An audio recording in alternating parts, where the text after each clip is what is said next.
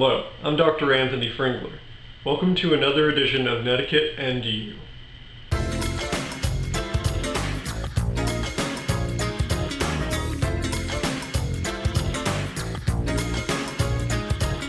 In this era of great technological advancement, more and more people are participating in the powerful human network known as the World Wide Web.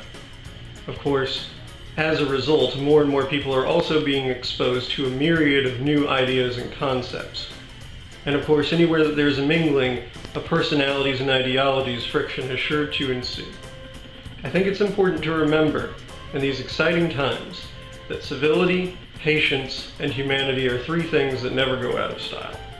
Today, I'd like to talk to you about how to be mindful of your emotions and your attitude when surfing the wide web so as to promote a more amicable and productive environment when surfing.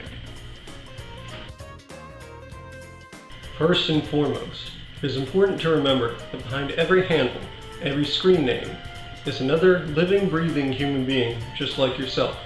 They have feelings, hopes, and dreams, and traumas that you may be willing to overlook or disregard simply because you can't put a face to the name. It's important to remember that whether a person is nearby you or not does not mean that your actions and words will not have a reaction of some kind. Before beginning an interaction with the sole desire to argue, consider the following. Point 1. Do I fully understand their position? Briefly imagine that you are in this person's shoes. Can you more easily recognize why they might feel the way that they do? By gleaning a sense of sympathy or empathy for the other party, you can more easily discern the intention behind their statements. Point 2. Is my inclination to disagree coming from a place of pride? Think over precisely why it is you feel so pressured to respond. Would you be typing this rebuttal if the topic was something you weren't quite so passionate about? Remember that criticisms, no matter how much you may disagree with them, are necessary for growth. Try to take the opportunity to appreciate the things you enjoy in a new light. Point 3.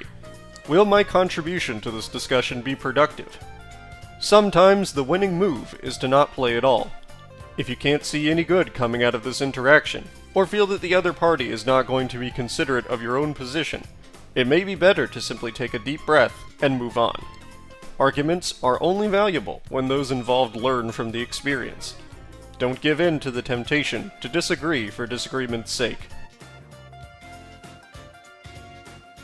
As previously discussed, the human element of interacting online should never be undervalued.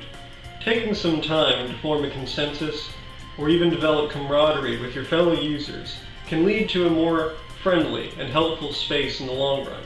Not to mention, it might even be able to make you some new friends. Let's run through a hypothetical interaction with another netizen. Say Sopranos fan 2393 seems to be having some difficulties following your instructions during a troubleshooting session and has begun to become a bit frustrated. Try adjusting your language to make it easier for them to follow. Appeal to their personality to help lighten the mood. You already have a helpful hint right in the username. Here's another one. This user very clearly seems determined to start an altercation of some kind.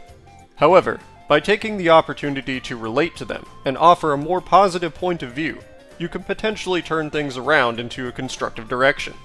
Never underestimate the power of a good-natured turn of phrase. However, as is often the case in real life, you may sometimes find that conflict is inevitable, even in spite of your best efforts. When emotion is high, we tend to lash out and say things that we may not necessarily mean with our whole heart. In these moments, it's important to recognize when things have gone too far and be prepared to take a step back for everybody's sake. Being the bigger man in these situations can be difficult, but the peace of mind that it will buy you is well worth it. Take, for example, the scathing remark made by somebody with whom you have engaged in a heated debate. You might be inclined to fire back with an equally damaging retort, but this approach helps nobody, and can only lead to further strife. Instead, simply point out that there seems to be no further benefit to continuing, and politely disengage.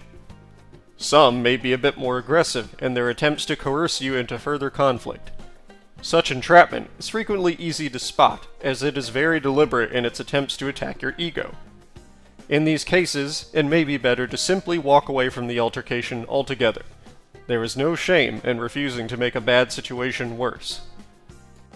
As we have learned, it can be astonishingly easy to slip into untoward behaviors during our time online.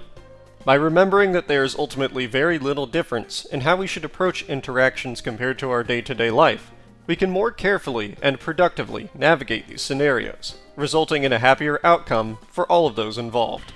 As more and more time goes on, the number of people interacting with the World Wide Web will naturally increase. And with the increase in the number of voices, so too will the amount of conflict increase. Such is human nature.